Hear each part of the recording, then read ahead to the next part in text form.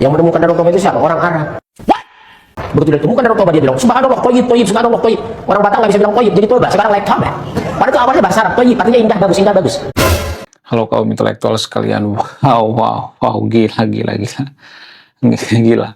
Guys, menurut Ustadz Situmorang, ya nama Ustadznya itu diduga bernama Mujir Situmorang, kita sebut saja namanya Situmorang. Ternyata Danau Toba itu diciptakan oleh atau ditemukan oleh orang Arab. Wow. Gila, luar biasa. Menurut saya pribadi ini sangat luar biasa. Kita harus mengapresiasi karena dengan sadar dia menunjukkan kedunguannya. Kita harus mengapresiasi dong ya, kedunguan daripada Ustadz Situmorang ini. Ya, dengan sadar dia menunjukkan kedunguannya gitu ya, kebodohannya gitu. Ini butuh nyali loh. Ya, saya sendiri saya nggak berani menunjukkan kedunguan saya, nggak berani saya. Saya menutupi gitu ya. Tapi ya dengan sadar di tempat umum dia menunjukkan kebodohannya, ketololannya. Gila. Kita harus mengapresiasi ya ketololan daripada Ustadz Situmorang ini. Kenapa? Karena dia bicara tidak by data, nggak ada sumbernya, referensinya dari mana, nggak ada. Ya asal bacot gitu ya, cocok logi ya. Jadi saya tuh kecewa ya dengan Ustadz ini ya. Kalau misalnya dia beragama, harusnya kan punya akal ya. Katanya beragama itu punya akal.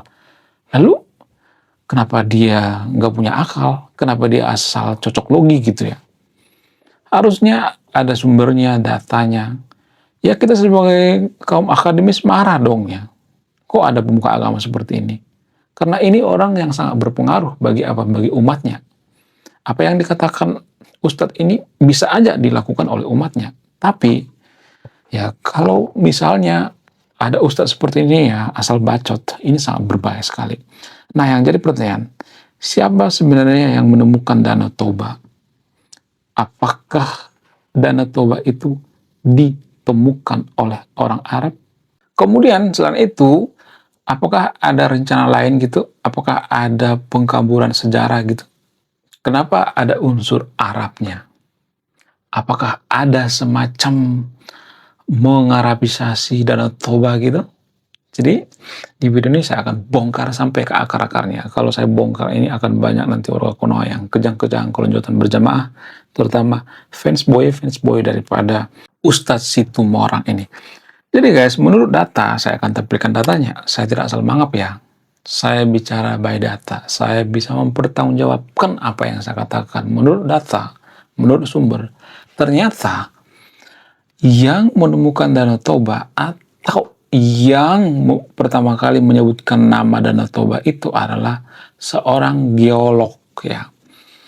Geolog atau seorang ilmuwan berdarah Jerman Belanda pada saat abad ke-19, dan pada saat itu dia meneliti seputar Danau Toba ya, kaldera dan sebagainya, danau vulkanik dan sebagainya. Sehingga apa? Sehingga dia menyematkan nama Danau Toba di jurnal ilmiahnya. Dari situ awalnya.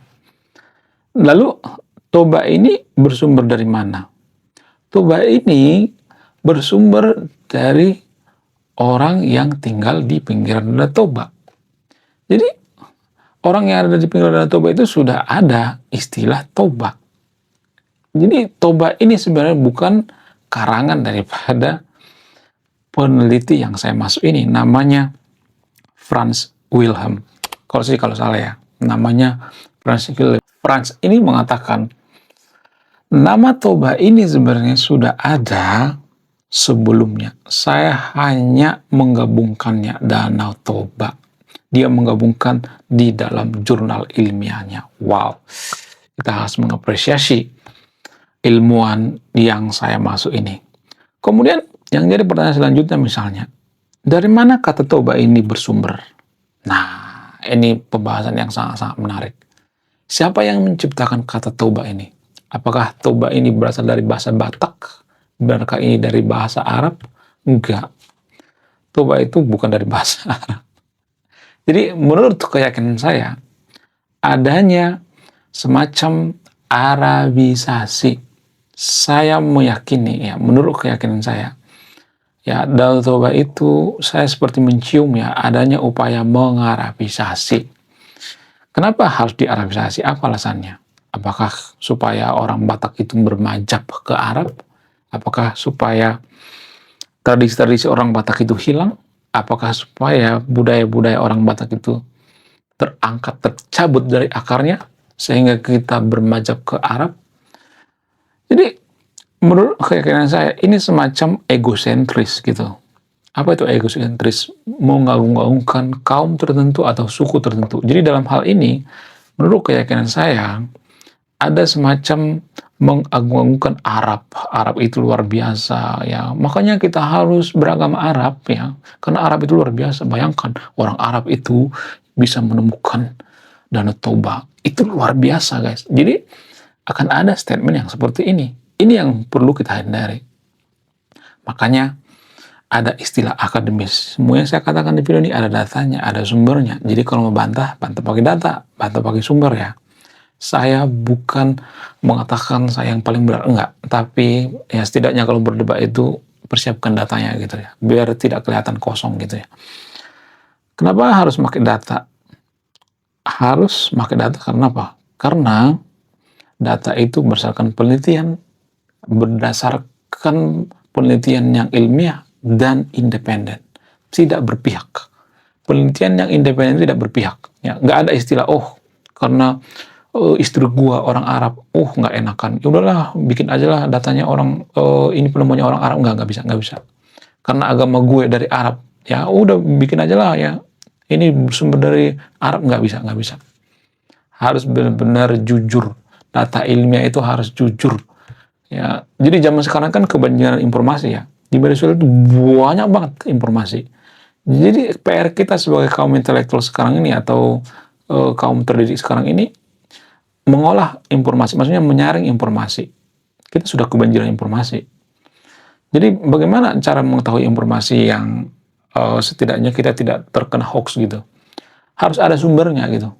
Sumbernya, kemudian datanya dari mana? Data itu ada dua, ada data opini pribadi, ada data benar-benar diteliti oleh para peneliti gitu. Bisa dipertanggungjawabkan. Ya, ada banyak metode-metode ya, itu masih panjang lagi ya. Ada banyak tahapan-tahapan lagi ya. Jadi setidaknya ada sumbernya, ada datanya gitu, ada referensinya dari mana gitu. Kemudian kalau bicara dengan Toba, dari mana Toba ini muncul? Dari mana Toba ini berasal? Jadi ada dua data ya.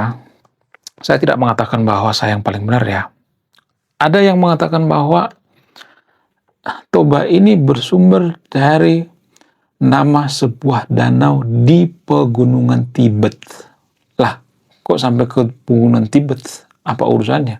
Jadi ini berdasarkan jurnal atau paper dari penelitian seorang guru besar dari Medan, yaitu Profesor Bungaran Simanjuntak. Pak Bungaran Simanjuntak ini adalah seorang guru besar, peneliti. Dia meneliti ya melalui papernya atau jurnal ilmiahnya. Ternyata kata Toba ini bersumber dari sebuah danau di pegunungan Tibet. Nah, yang jadi pertanyaan, apa hubungannya dengan pegunungan Tibet? Kok jauh banget ke pegunungan Tibet? Jadi gini guys, sebenarnya kan asal-usul orang Batak ini kan ada berbagai versi ya. Ada yang mengatakan bahwa orang Batak ini dari Protonesia. Ini ada datanya juga gitu ya. Ada yang mengatakan bahwa orang Batak ini bersumber dari Taiwan. Ada yang mengatakan dari Manchuria. Ada berbagai ini ya versi ya. Nah, jadi asal-usulnya kenapa ada muncul kata Toba ini? Karena dulu menurut data dari Pak Bungaran Simanjuntak, ya, jadi kalau mau bantah-bantah pakai data ya, jangan marah ke saya, marah sama penelitinya. Kenapa saya mengambil rujukan daripada Pak Bungaran Simanjuntak? Apa alasannya? Karena dia seorang guru besar. Universitas itu sudah dekat dengan yang namanya nilai-nilai akademis gitu. Akademis itu nggak boleh berpihak, nggak boleh nggak enakan, ya jujur apa adanya gitu. Ya nggak boleh karena suami saya orang Arab, ya udahlah ya kita bikin aja namanya Danau Toba bersumber dari Arab itu nggak boleh cocok logi ya. Cocok logi itu hanya pekerjaan orang gila gitu, orang stres gitu ya. Orang yang bodoh banget gitu ya. Jadi jangan percaya pemuka agama yang cocok logi ya. Jadi kalau ada pemuka agama ceramah, tanya datanya dari mana, sumbernya dari mana, biar tidak terjadi yang namanya cocok logi. Nah, jadi ceritanya saya ceritakan secara singkat ya. Ini sebenarnya cerita yang sangat panjang sekali ya. Jadi menurut Profesor Pak Bungkaran Simanjuntak, dia mengatakan orang Batak itu bersumber dari Manchuria. Tapi disclaimer on ya, boleh dibantah ya, bantah pakai data yang lain ya. Ini berdasarkan paper daripada Pak Bungkaran Simanjuntak. Nah, orang Batak itu dulu berada di sebuah kelompok yaitu di daerah Manchuria. Nah, saat itu terjadi yang namanya perang, pecah perang. Perang antara Manchuria dengan bangsa Tartar. Nah, bangsa Tartar inilah sebenarnya yang jadi pemicu orang Batak itu melarikan diri. Ketika mereka melarikan diri, ya mereka melewati ya pegunungan Tibet. Itu kan berdekatan ya, secara ini ya geografis ya. Naik ya ke pegunungan Tibet. Nah, di pegunungan Tibet ini ada danau bernama Danau Toba. Nah, menurut Pak Profesor Bungkaran Simanjuntak, Toba ini memperingati ya bahwa orang Batak dulu pernah tinggal di daerah pegunungan Tibet gitu ya. Nah, pada saat pelarian mereka bikin janji gitu ya. Kalau kita menemukan danau, maka kita akan menamai yang namanya Toba. Ya, supaya apa? Ya mungkin tujuannya yang menurut keyakinan saya itu supaya keturunan-keturunan orang Batak tahu bahwa dia dulu punya hubungan dengan orang-orang yang ada di Manchuria gitu ya. Nah, setelah dikejar-kejar oleh bangsa Tartar ya, mereka naik sampai ke Thailand ya. Kemudian di Thailand mereka meninggalkan jejak apa itu? Budaya Dongson. Jadi budaya Dongson ini adalah budaya pertanian. Ya, ini menurut data ya, nanti search di Google ya. Budaya Dongson itu sebenarnya dipengaruhi oleh apa? Dipengaruhi oleh orang-orang Batak zaman dulu ketika mereka singgah di Thailand. Kenapa mereka singgah? Ya kalau mereka jalan terus kan nggak punya ini ya, makanan ya. Mereka harus mencari makanan dulu gitu ya, baru melanjutkan perjalanan. Nah, setelah itu mereka menyeberang ke Indochina, daerah Indochina ya sampai ke Filipina. Makanya di Filipina itu ada orang Batak. Ya, ada orang yang mirip banget dengan orang Batak. Cek data ya. Saya tidak asal mangap. Ada tuh datanya ya. Kemudian ya mereka meninggalkan jejak di sana. Kemudian setelah itu ya terus ya sampai ke Toraja. Jadi di Toraja itu tanpa kita sadari ya ada marga-marga guys, marga-marga orang Batak. Ada marga Sipayung dan lain sebagainya. Limbong ada tuh ya. Kalau ada orang Toraja yang nonton video ini pasti tahu itu. Limbong yang kemudian ada banyak marga-marga Toraja ya. Nah yang jadi pertanyaan, kalau misalnya mengatakan, nggak mungkin. Kok kebetulannya pakai banget gitu. Ya kan?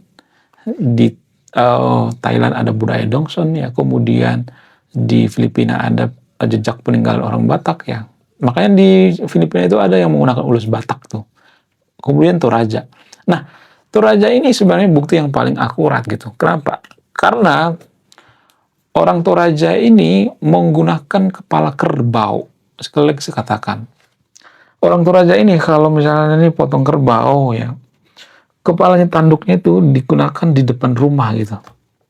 Jadi rumah Toraja itu kan mirip seperti rumah Batak ya, kalau Anda jeli kan. Kepalanya itu, tanduknya itu ditaruh di depan rumah. Ada filosofinya itu. Orang Batak juga seperti itu ya. Ada filosofinya ya. Ya, kemudian mereka juga menghargai yang namanya cicak. Jadi kalau di agama tertentu membunuh cicak itu dianggap pahala. Ternyata dalam filosofi orang Batak, hidup itu ya seperti cicak. Makanya ukiran-ukiran orang Batak itu, kalau Anda jeli di rumah-rumah Batak itu, ada berbentuk cicak. Kenapa ada berbentuk cicak? Apa alasannya? Karena orang Batak itu sangat menyukai yang namanya cicak. Lah, kok bisa? Ya filosofi orang Batak itu, dimanapun kamu berada, kamu pasti bertahan hidup. Cicak kan seperti itu ya. Dimanapun berada pasti ada cicak dan bisa hidup gitu. Jadi filosofi orang Batak itu adalah cicak, ya, sangat luar biasa. Ya, kalau nggak percaya tanya nanti sama orang Batak ya, orang Batak yang mengerti adat maksudnya. Ya, jadi ada kemiripan gitu ya. Toraja juga seperti itu ya. Nah, setelah dari Toraja, orang Batak melanjutkan perjalanan terus sampai ke Danau Toba. Menyeberang tuh ya, menyeberang ke Pulau Sumatera terus naik sampai ke Danau Toba. Kenapa mereka selalu mencari danau? Ya seperti janji mereka ketika mereka berangkat dari pegunungan Tibet. Lalu mereka menemukan danau, lalu mereka menamainya dengan Danau Toba. Wow, luar biasa, gila.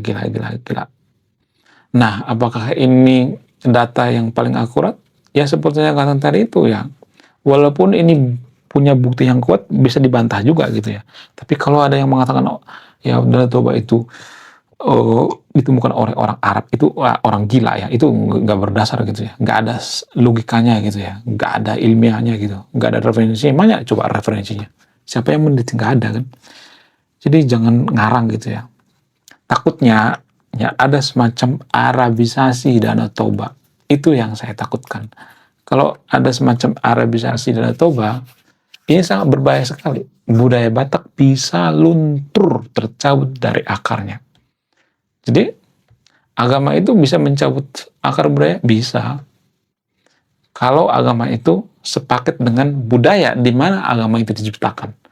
Maksudnya gini, kalau kita menganut agama Yahudi, ya kita sepaket dengan budaya Yahudi kan? Ya nggak sih? Secara gitu sebenarnya. Iya. Ya kemudian, bagaimana dengan agama Kristen? Kristen enggak. Ya, Kristen itu lebih soft dia. Lalu apakah ada agama menghilangkan budaya? Ada banyak agama yang menghilangkan budaya. Kenapa? Karena agama itu sepaket gitu ya. Sepaket dengan, ya misalnya agama Yahudi kan, kita berpakaian seperti orang Yahudi, ya kemudian ngomong seperti orang Yahudi, ya pangkalan kita tuh dia ada orang Yahudi, ya itu kan sepaket gitu. Sehingga budaya kita tinggal gitu, ketinggalan. Nah, itu yang jadi permasalahan. Menurut kalian gimana? Coba tulis kolom komentar ya. Saya tidak akan berpihak di video ini. Kemudian ada juga yang mengatakan orang Batak itu berasal dari Taiwan, ada yang mengatakan daripada macam-macam ya. Ada Protonesia, karena apa? Karena kemiripan bahasa ya. Bahasa Protonesia dengan bahasa Batak itu mirip ya, bilangannya 5 ya, itu kan bahasa Protonesia. Ya orang Batak juga menyebut angka 5 itu ya 5 gitu. Ya ada banyak ya kalkulasi gitu ya, atau hipotesa gitu ya. Boleh dibantah tapi menggunakan data ya, sumber yang akurat. Oke? Menurut kalian gimana? Coba tulis di kolom komentar ya. Apakah kalian percaya bahwa Danau Toba ditemukan oleh orang Arab? Gila, luar biasa. Oke guys, sekian video ini. Terima kasih sudah memahami. Saya kaum intelektual, salam rasional.